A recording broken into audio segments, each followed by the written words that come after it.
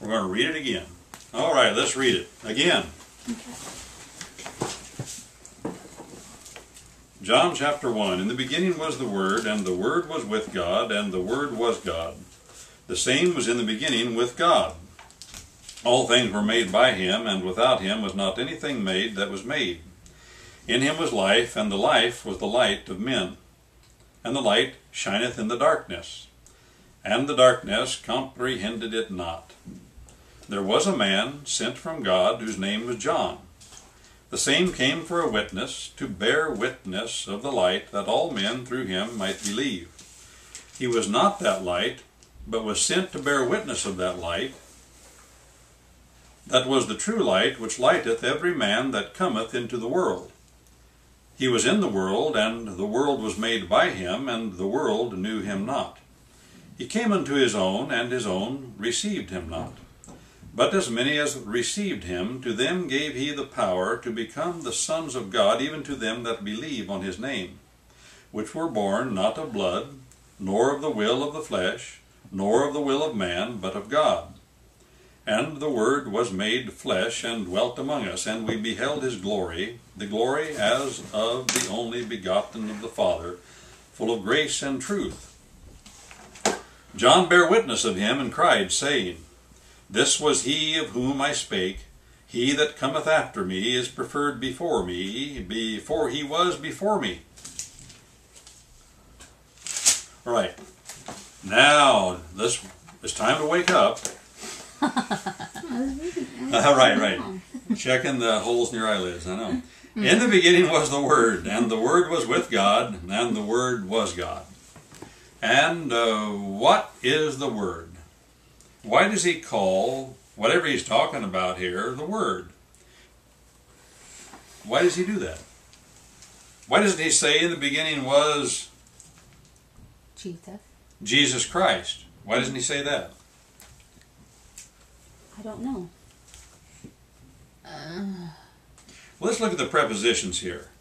Okay. Prepositions do what? They like set the stage. They set the stage. Or do they set the stage? They set the stage. They set the stage. Prepositions are one of the parts of speech. Mm-hmm. And every preposition always does the same thing. What is that same thing that every preposition does? It tells a relationship of one thing to another thing. It tells the relationship of one object respecting another object, or thing, or person. Mm-hmm. Okay, what are the prepositions here? Can you identify any of them? Beginning. Nope. With. There's only one, now that I look at the verse. There's only one preposition in this verse. With. Oh, with. Now you're seeing what I mean when I say preposition. Mm-hmm. Why they're called prepositions probably isn't really good, but that's what they're called. Words like with, on, under, to, toward, away from. Mm-hmm. Those are all prepositions because they describe the relationship of one object with respect to another object. Mm-hmm. The Bible is, what's the preposition that describes this Bible's relationship, positional relationship to this table? On, or upon. Mm-hmm. What describes the positional relationship of my boot to this table? Alongside? Under. This one's alongside, this one's under. Mm-hmm. And we'll get to some more of these. As a matter of fact, prepositions are the most important part of speech in our language, in any language, and especially in the Bible. Mm-hmm. Because the most important thing, the most important concept of all of the world and all of reality is relationships. And prepositions describe relationships. That's interesting. And only once relationships are described does anything have meaning. No one or no thing has any meaning outside of that thing's or that person's relationships. Mm-hmm. Do you understand that? Mm-hmm. Why is that true? Because we get meaning from relationships, what related to. Let's try this. Let's try just simple arithmetic. Okay. The number 1. Mm-hmm. Does the number 1 have meaning only because it has a relationship with the numbers that are greater than it and less than it? Yeah, You think that's true? I do. If we took away all those concepts and just said one, and that one didn't relate to anything, had no relationship, would one have any meaning? No, because then the actual idea of a number wouldn't have any meaning at all, because there's nothing greater or lesser, right?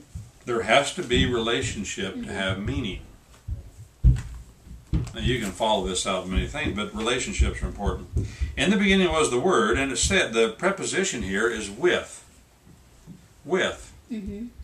It says the Word was with God. Mm-hmm. Mm-hmm. Well, what does that mean? Number one, do we know what the Word is yet?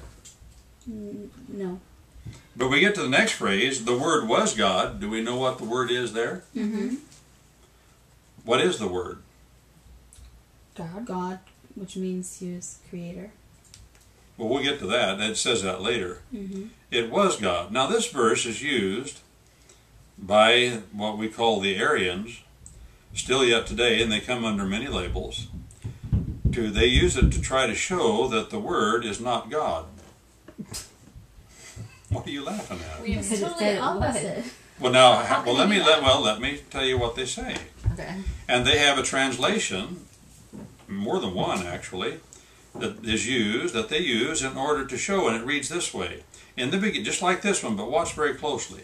In the beginning was the Word, and the Word was with God, and the Word was a God. A. A. Put A in there. Right. Did the original Greek have a? Well, there is no what do we call the word a in any language?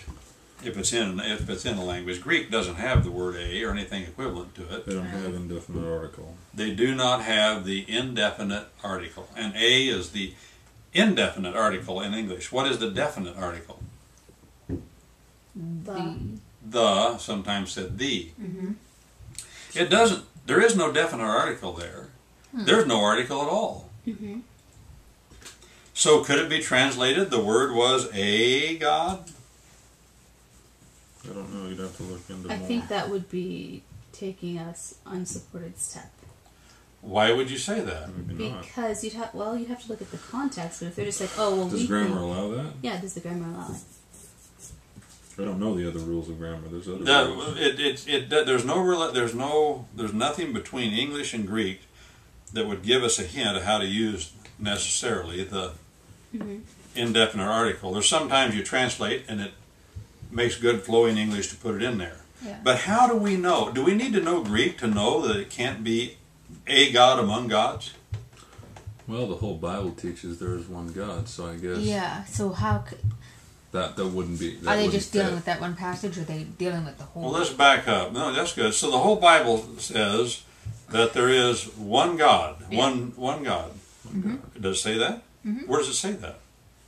Can you think of any place? Yeah, in the Old Testament. In the Old Testament.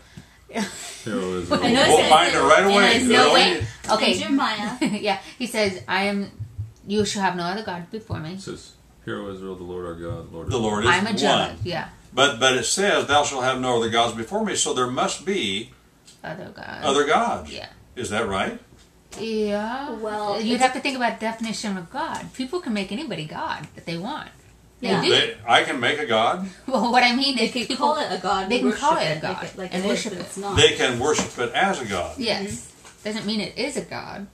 Well, doesn't the Bible say that the judges of Israel, it says it says ye, plural, are gods? Yeah. And Well, Jesus so what quotes does that. God mean? I don't know what God means. Well, maybe we need to talk about that. Yeah. Because we got the word God here. Yeah. The word God in Greek is... So there's no way to determine They from the are. grammar that this is the right way to translate it. Oh, no, I think there is because... That's what I'm asking. Yeah, and here's why. Let's get to that, and then we'll get to the other. The Greek has no indefinite article like we have, a. So it's either definite or not at all. There's even that. There's either an article. We don't say indefinite. We say articular. Either it has an article or it doesn't. And the article always stresses the identity of the thing spoken of.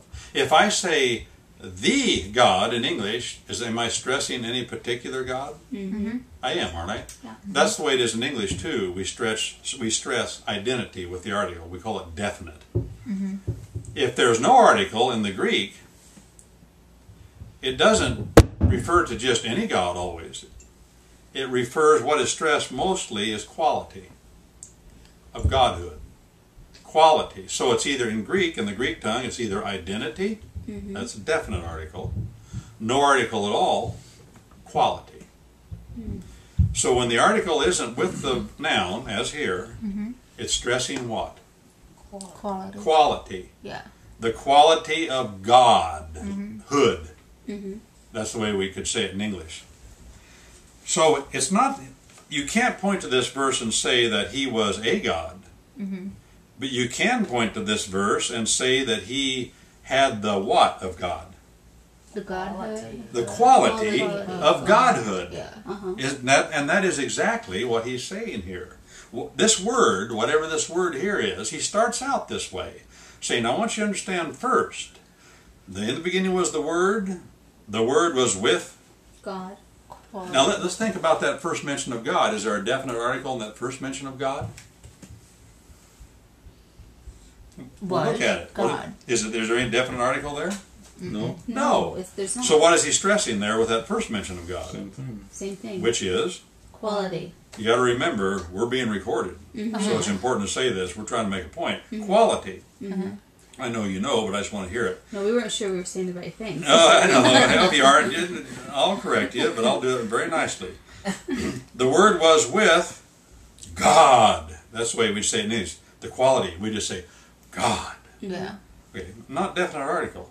And the Word was Quality. God. Godhood. The Word had that quality of Godhood. That is what is stressed here. And so we know that when you're looking at the Bible, the first thing you want to nail down is what? No matter what verse it is, or what word. It's the scientific method, they call it now, which is nothing fancy. It just means you find out what? What you know. What you know, you can know for sure from what you're observing. What can we know for sure from this verse? We needn't speculate. We know for sure that this God and the Word are equal. Congruent, is that a better word? Of equal quality. The word is, or was, or like the word is, you can put an equal sign in there. Of equal, the Word was the quality of God. The same was in the beginning with God. Now he said that twice already. So his relation, the relationship of the Word to God is described by what? Preposition. A preposition. And what is the preposition? With. With. The Word was with God. So the relationship of this Word, now we're learning about what this Word is, because he doesn't tell us here. This Word has the quality of Godhood, number one. Number two, it's with God. Wow. It, whatever this is, he hasn't said yet. Here we learn something else about this word. All things were made by him. And without him was not anything made that was made. Now what's the subject of these two verses? Is the subject the Word, or is the subject God? Now subjects do what? They act.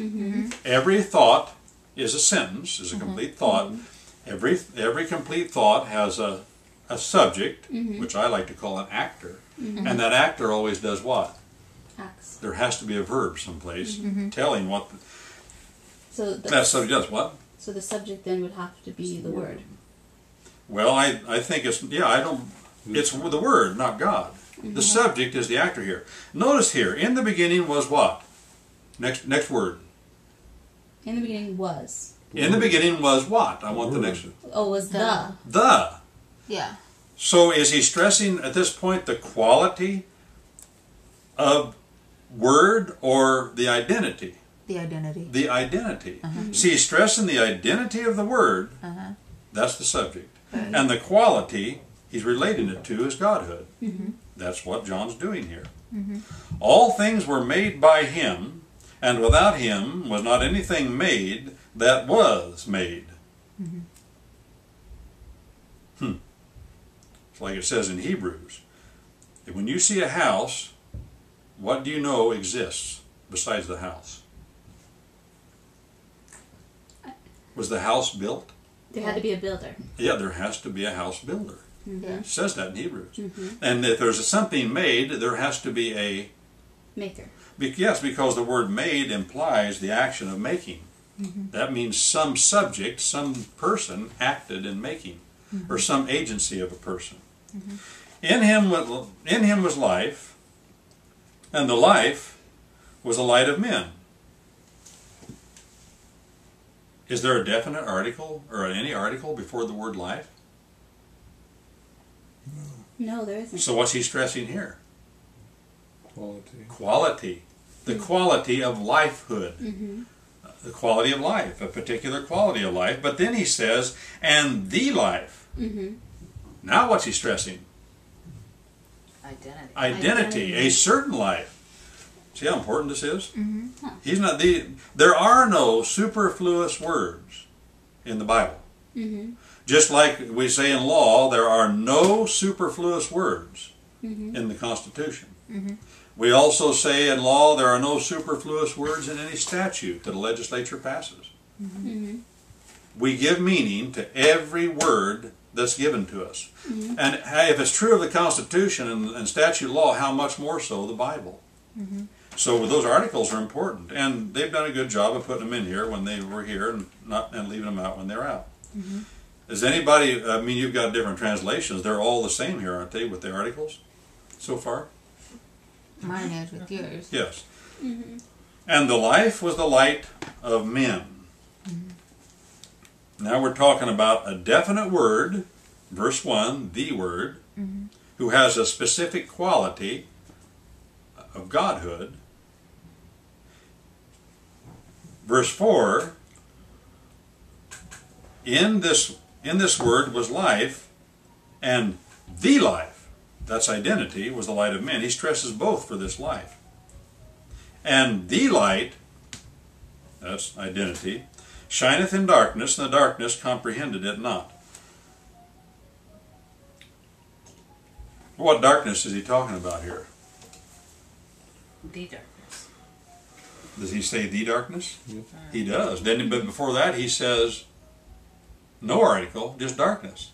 Mm-hmm. And if you notice, and that's the end of what we'd call the first paragraph by some people's estimation, do you see that he plays this back and forth between the article and no article? Mm-hmm. And he says a particular word like life, and like light, and like darkness, and he puts the definite and the indefinite article to both of them in two different places. He's stressing both things. So this life has a quality of life, and it also is a specific identity of life. Now he shifts gears. He quits talking about that, and he says there was a man sent from God whose name was John. And the same came for a witness, to bear witness of a light or the light? The light. The light. Yeah. The light that all through him might believe. Does it say there that all through him will believe? No. Will all believe? No. Mm-mm. Yes, they will. They will? Well, yeah, it says every knee will bow and every tongue will confess. Okay, So but... they will, but you're saying Yeah. saved. I don't No, know. no, you're right, but does it say that here? It doesn't say that here. We've got to deal with what we have here first. Yeah. It says that they might believe. What does that word might mean? Is that potential or is that just possibility? It's Potential. potential. What does potential mean? It means the ability. The ability. Yeah. It means the power, doesn't it? Mm-hmm. Remember, might, M-I-G-H-T, is like mighty. Mm-hmm. In English, it means power, and that's exactly what he's saying here. It's a good translation. They are endowed with the power to believe. That's what he says. That all might. He was not that light, but was sent to bear witness of that light. He said that twice. And he's definite again when he says that light. And then he gets more definite. He says that was the true light, which lighteth every man that cometh into the world. He was in the world, whoever he is, and the world was made by him, and the world knew him not. Now where's the first use of the word him here? Going back. Because he didn't really tell us clearly who him was. Verse 3, all things were made by him. Now does him refer to the Word or to God? Refers to the Word. But the Word is God. But over here he gives us a little more. He says in verse 3, all things were made by him. But then he says, he was in the world was made by him, but the world did not know him. He came into his own, and his own received him not. Now you have, how many books did John write of the New Testament? 5? 4 or 5? Yeah. What's the fifth? 4 or 5, and you said yeah. 5. Is it 4? It'd be 5. Let's name them. This John. John, First, Gospel of second, John. Yeah, 1st, 2nd, 3rd John. 1st, 2nd, 3rd And John. Revelation. Oh, in Revelation, you're right. The revelation of John the seer. Mm-hmm. That means a man that can see. Okay, so we have, and throughout all 4 of those books are definite themes. And he touches a lot of them right here. Let me give you the themes of John that no one else really deals with like John. Okay. First, verse 4 was life. He talks a lot about life and eternal life. John's the one that wrote John 3:16. For God so loved the world that he gave his only begotten Son, that whosoever believeth him should not perish but have everlasting. No. And life with John is everlasting. He talks about that a lot. No one else talks in the Bible talks about it as much as John. And the life was the light of men. There's the second thing that's a theme throughout all those 5 books, light. And he plays light on darkness throughout all of his writings. He says in the next verse, the light shineth in the darkness. The darkness comprehended it not. And the other thing that he talks about, verse 10, and this is the theme that goes throughout all of his writings, is the world. The world. And there have been volumes written upon what John means by the world. And the world is the Greek word cosmos. It's the word from which we get our English word cosmetic. What does it mean? Cosmos. What's its opposite, do you think, in Greek? It's a well-known word in English now. Chaos. Chaos. Chaos in Greek is the opposite of cosmos. If we look at the heavens, we call it the what? Cosmos. The cosmos. Why do we call it the cosmos? I don't know, actually. How could you call the, like, if the earth is the cosmos? No, the world is the cosmos. World. Well, the heavens are cosmos too, but yeah, we call the whole creation of the universe the Cosmos. cosmos. Why do we call it the cosmos? And how does that relate to the word cosmetic? Like order and beauty? Well, which one is it? Well, if it's the I think opposite it's of both. chaos. It's both. If Both. it's no, if it's the opposite It's of both. Cosmetology is a rearranging of what? The face. That's so funny. Well, no, that's true. That's exactly what it means. It means to arrange things in order. You arrange your hair. I mean, that's not as funny, is it? Rearranging the face is a different matter. But You can put your nose up here. yeah, you put your nose on top, and that would be chaos. yeah. Because that would be disordering. Cosmos means to order. And if things are in order, they are what? Beautiful. Beautiful. Aren't they? Yes. Is beauty in the eyes of the beholder? Nope. Now, wait a minute. You might be saying too much. No, it's in the brain. It is to a degree, yeah. No, wait a minute. Wait a minute. It is. If it's orderly, there may be different, like, Yeah. there's different, okay, for example, some people might like a diamond bookshelf that's beautiful, but others might like a square one. This is one Some people enjoy modern universal art, thing. which is absolutely Everybody likes looking chaos, at something but that's they enjoy it. So organized it's beauty in and the eye. orderly Well, that's and what pretty. Everybody likes What? that. Well, it depends on how you define beauty. Who gets to define beauty? God. What? God.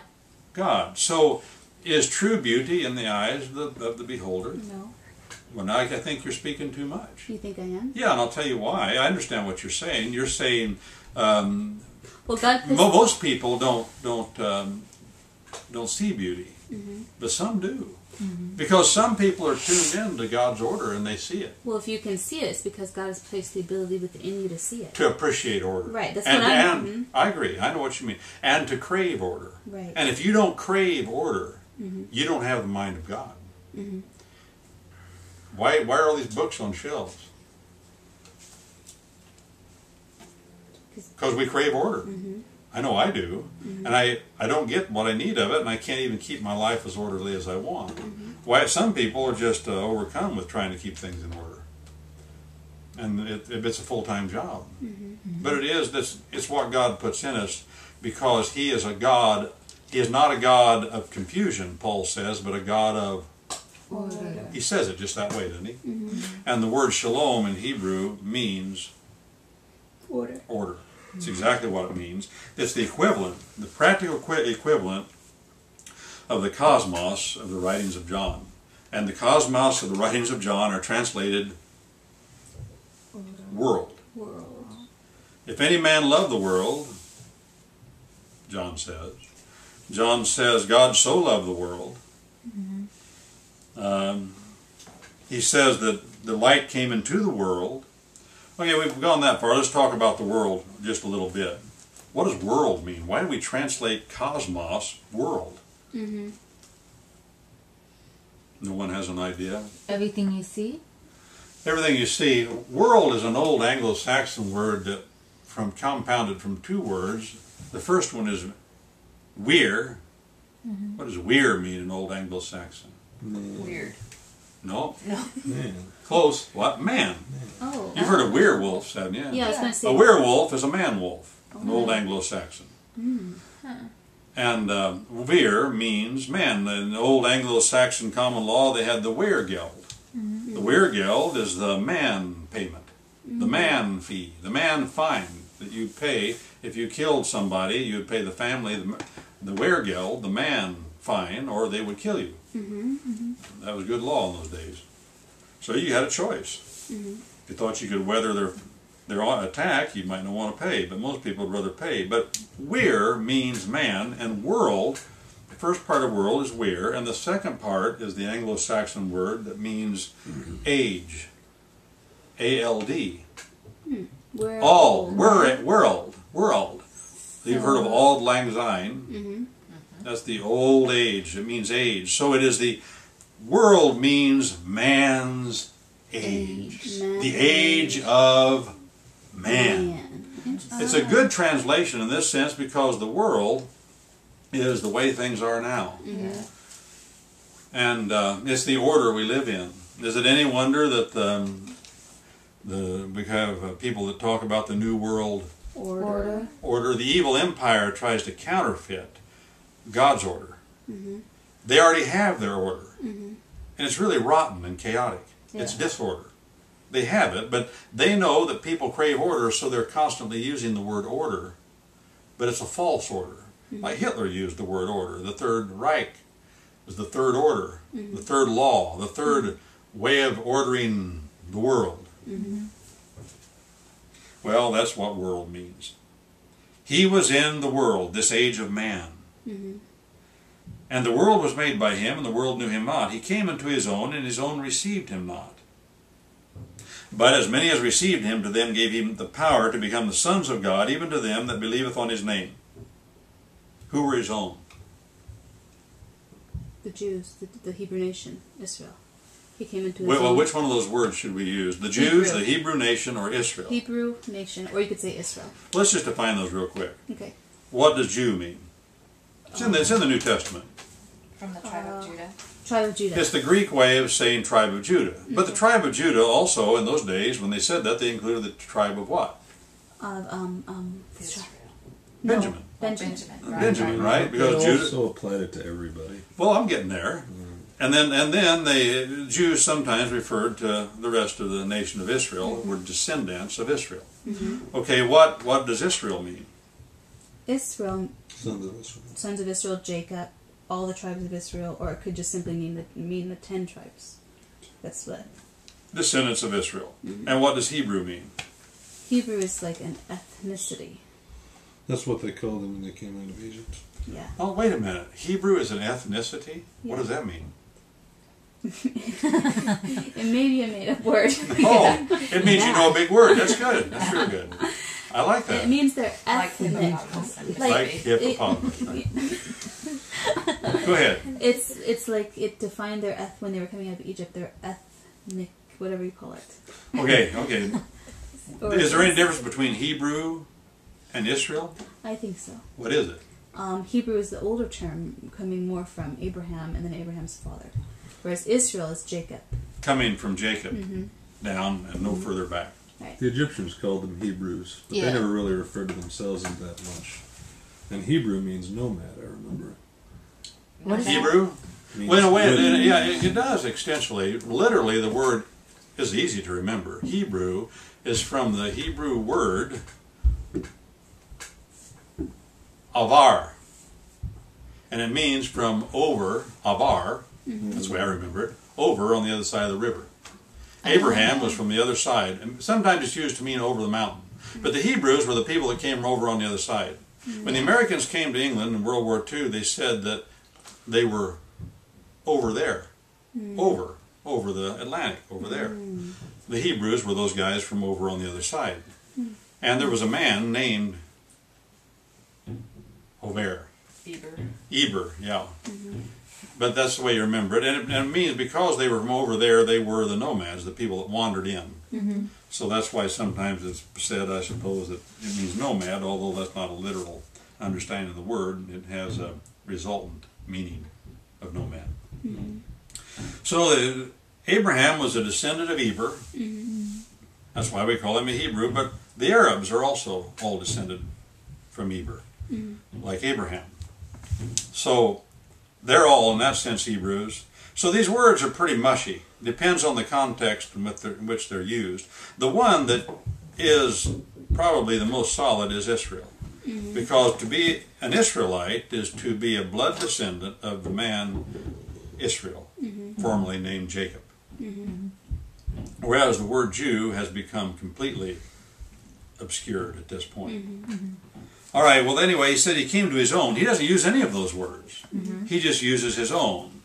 That means his own people, his own nation, which were descendants of Israel. That's right. Not descendants of Abraham, necessarily, because that would have included the Arab world. Right. Oh, and then all the Semites were descended of the son of Noah, and that included Israel also, from Shem. Which were born, see, but as many as received him, to them gave he the power to become the sons of God, even to them that believe on his name. Now here he says they had the power to be the sons of God, but that's not what the text says, and so I'll just stop and correct this and we'll go on. But it says, the Greek text says, to them gave he the authority to become the sons of God. So that was a mistranslation? Yes, it's a wrong translation. It says authority. What does it say there? Authority. You have the 1901 American Standard Version, and it translates authority. And that is a correction of the old King James. And the King James does that often, translating power for authority. And Romans 13 is one of the most notorious examples. It translates power twice, and the word authority is there twice. And there's a reason for that has to do with... It says right, which is the same thing. Okay, I'll bring this good. Authority means right. I like that. You have the right. Who has the right to become the sons of God according to this verse? As many as believe in him. Say again, Miles. The one who believes, the ones who believe in him. Does it say that? As many as believe in him. It says that in your text? But as many as receive him, so they receive him. Receives. Receive. To as many as received him. Receive. To them, he's very emphatic, only to them, gave he the power, the authority rather, yeah, got me doing it wrong, the authority to become the sons of God. Now what is authority? You said it was right. It is right, that is correct. But the fundamental meaning of the word is found in the root of the word, authority. What's the root? If you broke it down, what would be the root of the word authority? Author? Author. Oh. Author. So we say authority is that which comes, one of the characteristics of it is that which comes from the fountain, from the source. And what is the source or the fountain of all right? God. And he is also the source and the fountain of all authority. And he delegates that authority to who? It says right here, them that receive him. Yeah. Now, again, we always want to ask ourselves, what can we know for sure? We get in a long discussion about whether we think them that believe, what is believe. Well, that's all right. We don't need to do that because he says right here, it's given to them that receive. Yeah, that's enough for now. He'll tell us more later. And you have that authority given to you directly or indirectly through another person. Which is it? Directly. Is it directly or indirectly through another I person? think it's directly. Or you mean that no priest can give you this authority? Can the Pope give you this authority? No. Can a preacher give you this authority? No.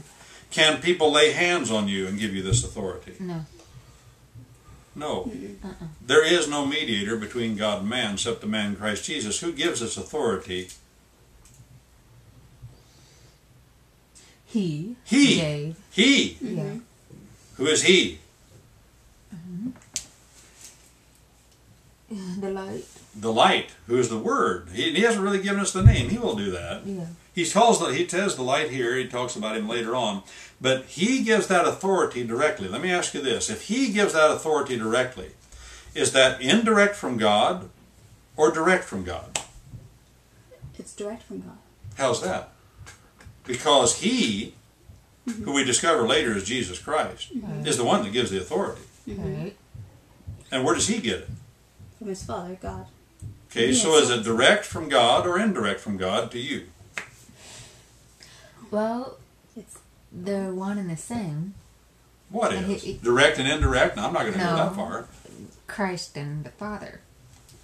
Well, what are you saying? Is it direct from... Well, answer this question without explanation. Yeah. Is it direct from God or indirect from It's God? direct. Why is it direct? Because the will of the Father and Christ are the same in one. The what? The Father? will. The will? Yeah, well, they're the same. What is the same? Both God, the Father and Christ. So Jesus Christ is what? God. Well, it says that in the first verse, doesn't it? He's leading us into this. Right. So it's direct from God because Jesus Christ is God. a member of the Godhead. Now that is the reason why then, because it's direct. He says this, you have the authority to become, and this is the key phrase, sons of God.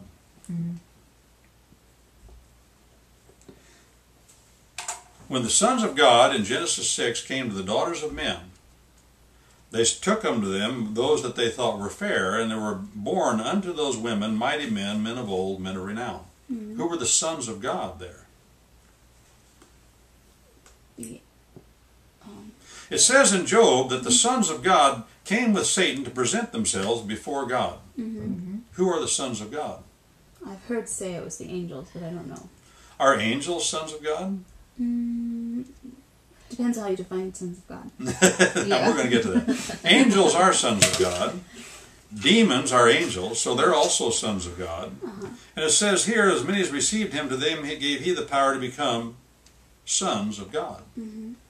Sons of God are those persons, whether they be men or angels, fallen or holy, that are created directly by God. Directly by God. Let me give you another example. And this is all over the Bible. It's a phrase that's used a lot of different ways. It says in Luke, that so-and-so was the son of so-and-so, was the son of so-and-so, was the son of so-and-so, and it goes all the way back to Adam, showing that Jesus is a son of Adam, therefore he's a man also. It says, and so-and-so was the son of Adam, and then it says Adam was of who? God. Son of God. That's the implication of the grammar there. Because Adam was directly created by God. And all of us are indirectly, in the flesh. So as born in the flesh, we are not sons of God.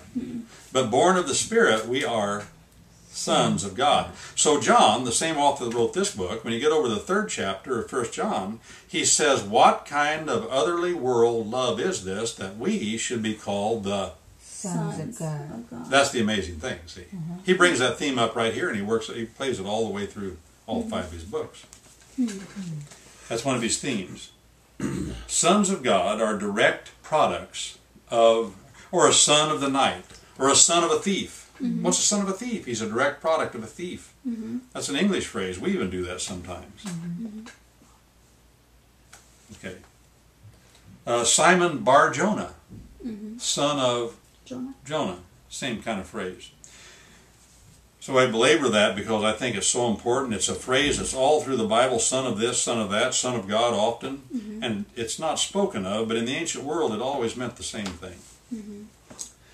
We are direct products of God, which were born not of blood, nor of the will of the flesh, nor of the will of any man, but of God. What? Why does he say that? Why? Why does he say that we're not born of the will of any man? Because we're not. Because we're not. That's good. Are you born? Were you born of the will of any man? Nope. Yes. Well, I mean, No, Well, not really. well, not spiritually, no. No, but were you born of the will of any man? No, What's your birthday? April 17th. Okay, well, on April 17th, were you born of the will of any man? Let me ask you this. Were you born of your own will No. on April 17th? No. Whose will were you born of? Well, you could say Natural. mom, but I think it was more of like she couldn't help it. At that point. At that point. Nothing she knew about it, was there? That's right. It was a foregone conclusion. Exactly. Something's going And to you happen. didn't even get to choose like whether I'd be a girl or a boy or when I'd be born or how I'd be born or any of that. But you don't think fathers have a will in birth? And they choose to have children? Yes, they do choose to have So children. are children born of the will of their fathers? Yes. Most assuredly. Yes. Are people born again of the will of their father? Yes. That's the point he's making here. He's making the point that this second birth, this birth from above, is different from the first birth. The first birth was of the will of your father. Nobody held a gun to his head. Right.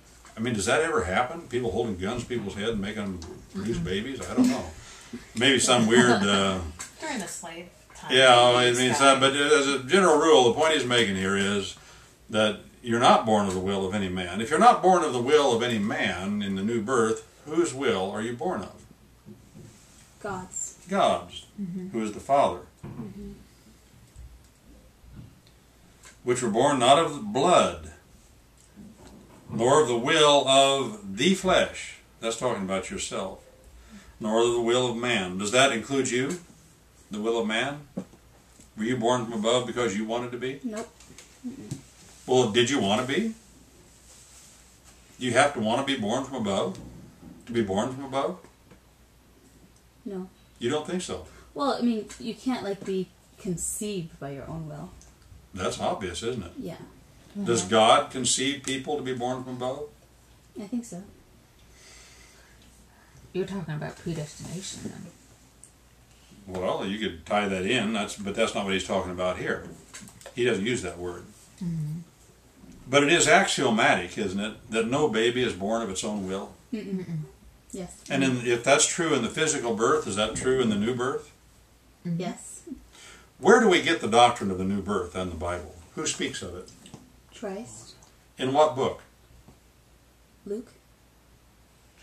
John. John's the one that gives us the doctrine of the new birth, and that's what he's talking about here. He starts right here, talking about being born. He gets over there chapter 3, Nicodemus, and he talks about the new birth. That's where that comes from. So John, again, the new birth is his theme. And he says the new birth is not of the will of any man. And that includes babies. Babies do not choose to be born. And he plays that out in John chapter 3, and you can see it very clearly there. And the Word was made flesh and dwelt among us, and we beheld his glory, the glory as of the only begotten of the Father, full of grace and truth.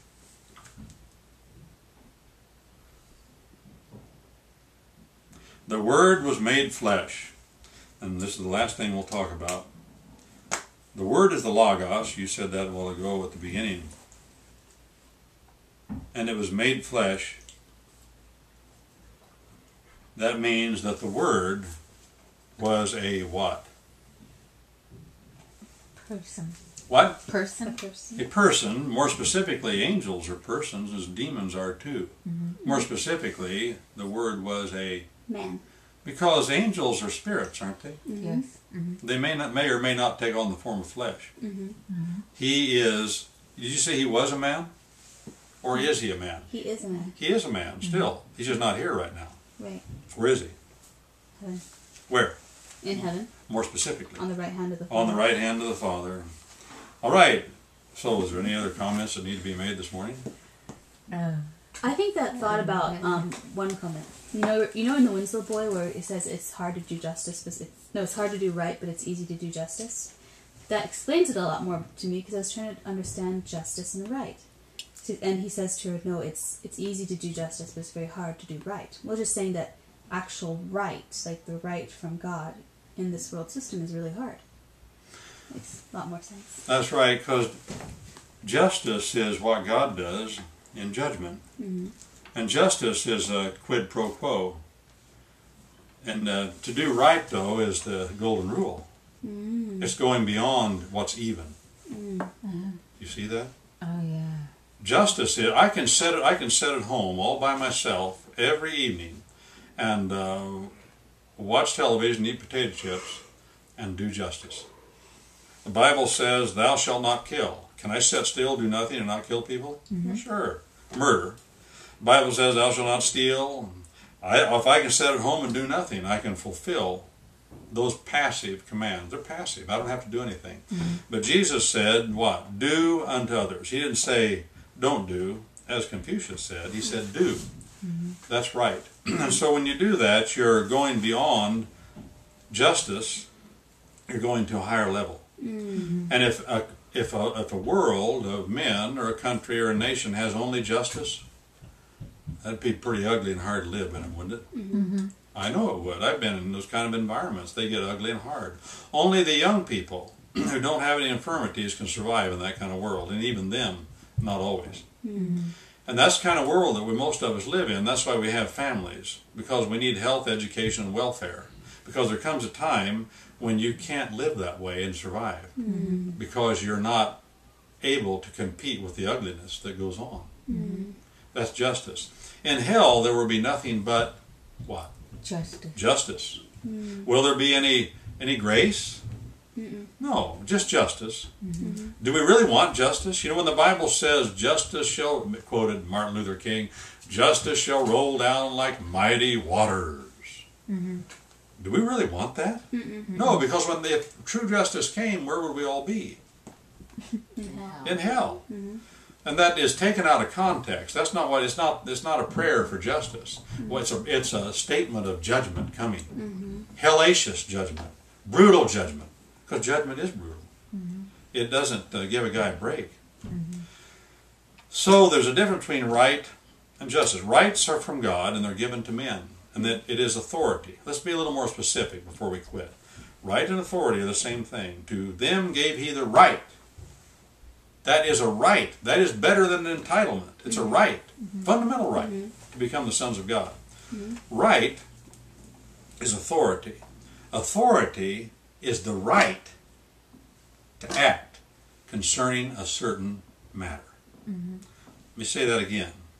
Right and authority are the same thing, and it's hard to define the one without using the other, so I say this, and I think it's true.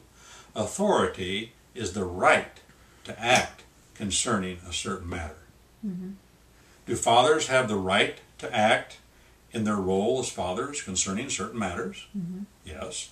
Do juries have the right to act concerning certain matters? Do people who own property have the right to act concerning their property? Yes. Yes, they do. Whether it be their toothbrush or a piece of land. So rights are fundamental, and they all come from the same place, which is God. And a right is a right to do what? To act. Act. As we also say, authority, synonyms, is a right to act. Justice is not a is a Latin word, and it has a different connotation, different meaning entirely. We get our word right, by the way, from the old German word Reich. When Hitler said Third Reich, that's the father of our English word right. And I have a whole long footnote in the beginning of my big book on the common law about what right means and how it's used in the book that I'm writing. And if you want to know what I think right means, you can look at that footnote. It's not pretty close to the beginning of the book. I define right and what it means, where it comes from. It's important to know. Okay. All right. All right.